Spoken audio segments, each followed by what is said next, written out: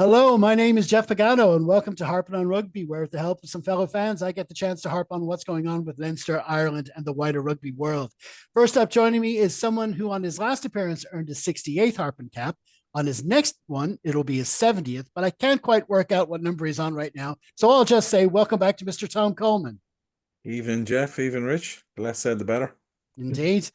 And also with us is someone here for his 45th pod. And I'm sure if I had time, I'd come up with some kind of innuendo for that number as well. But we do have a rugby match to harp on. So for now, I'll just say hello to Mr. Rich Mifsuds. Good evening, lads. Great to see you both. And so this now brings us to our final thoughts, starting with Tom. Yeah, I suppose final thoughts, and it's just a lot of the commentary post the game has been about the 2-0 games Leinster have had now and what's damage that's doing to the competition, etc., etc. Leinster can really only play what's in front of them. And at this stage of the season, it's all about being ruthless. So I have no issue with if teams come half-hearted to the Aviva, which Quins and Glasgow done to a certain degree. I think both things can be equally true, how good Leinster were and how poor they both were. You have to look beyond the scoreline, look beyond their effort to see how well Leinster's backs and forwards are connecting in attack, the shape of their attack, how fluid it is, the work rate, all those things, whether you're up against a good team or a bad team, still have to be there. And I think Leinster have shown a lot more of that in the last few weeks and previous to that, than maybe this time last year. Even though the last year's, I think we beat a tired La Rochelle team in a quarterfinal after they came up from South Africa via Cork. So again, you can only play what's in front of you. I try to avoid speaking about Glasgow. But all I'd say on it is I thought it was a pretty shameless performance from them. Sometimes when you play it bad, you have to just say you play bad. Whether and Glasgow played bad, and for a team that I thought would have got the monkey off their back with a URC title, and in fairness, they bet Munster well in the semi-final and beat the Bulls well, something we actually didn't know the previous weeks before that. You would have thought that that sort of core belief would have been there, but they just look like a team. I know they were missing players and injuries, but that effort shouldn't go when and fight and dog shouldn't go just because you're missing key players. And just to mention our southern cousins, Munster looked better out the gate at half time, but they stuck with it because you never know in a game. You have to keep in it and keep going on, because a team might get a red card, you might get a penalty try, which happened to Munster, and all of a sudden the momentum of the game shifts. Glasgow, sort of backhand compliment for Munster on sticking in with it, where Glasgow, who are a better team than Munster, that's the reality of it, and have shown that over the last few years, didn't. So it was very disappointing from them. And it's up for them to pick up their bootstraps and see what to do in the rest of the URC. But I liked a lot of what we've seen in the game, the two games, on how we can counter firstly Northampton and second of all one of the French teams. I think you look for improvement year on year. I think the second year of sort of Nienbar's defense is becoming more visible, and it's definitely what you're getting out of it is a lot more visible of what you see. And the players we've brought on, as I said, they're an upgrade in my opinion on some of the players we had last year. And all we can do is hope is that bridges the gap where we've fallen short in the last few years. But I as well as leaving those key players aside that we've signed, it's just more so what I've seen from a cohesiveness and attack and intent, and forwards linking up with backs that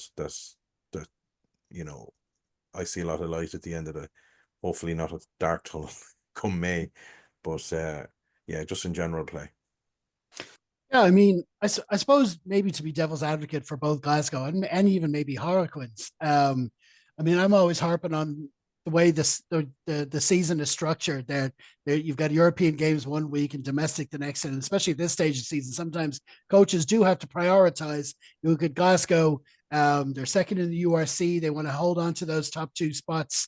Harlequins, they're a bit further down the Premiership, but they're still only 4 points off the playoffs. So they both still got things to, and then they both look at trips to play Leinster, who are definitely focused on the European. They know that are going to be that are laser focused on the Europe that maybe that is going to maybe diminish what they're bringing to the table, but still. From Leinster's point of view, there's nothing we can do about that. They've definitely played that they're in the European mindset. If we'd won narrowly, people would be going, oh, even if we still won, but it was by a lot less, people would be saying, oh, you can't be doing that against Toulouse. But we win by 50 points. It's like, well, that wasn't really a challenge.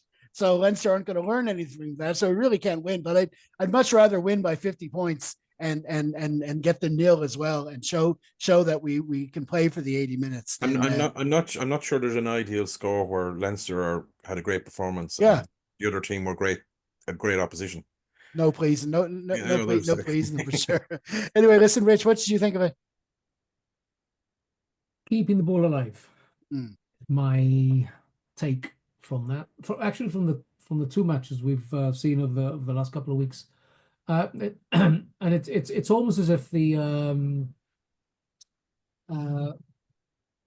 our attack has been clunky throughout the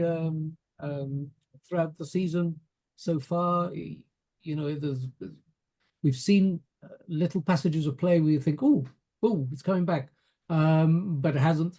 And then all of a sudden, last weekend, it clicked. I don't know whether that's coincidence, whether that's the playing in Europe knockout stages mentality, possibly. That may very well be the case. And all of a sudden the test match switch is back on. So it could very well be that. I rather suspect that that we've finally found the balance as between the defense, where it is now second nature, as opposed to you have to think about it, so that we can now focus once again on being able to attack and be fluid in attack. I think that's also got an awful lot to do with Tyler Blandell, and of course people like Snyman, Slimani, and Barrett. But with extremely honourable mentions to our own players who have been there for donkey's years and have come up through the ranks. So because everybody needs to buy into it, everybody needs to operate the system. So that's one of them. The other thing that Tom just also mentioned is the hunger and the relentlessness and the desire to keep it to the nil.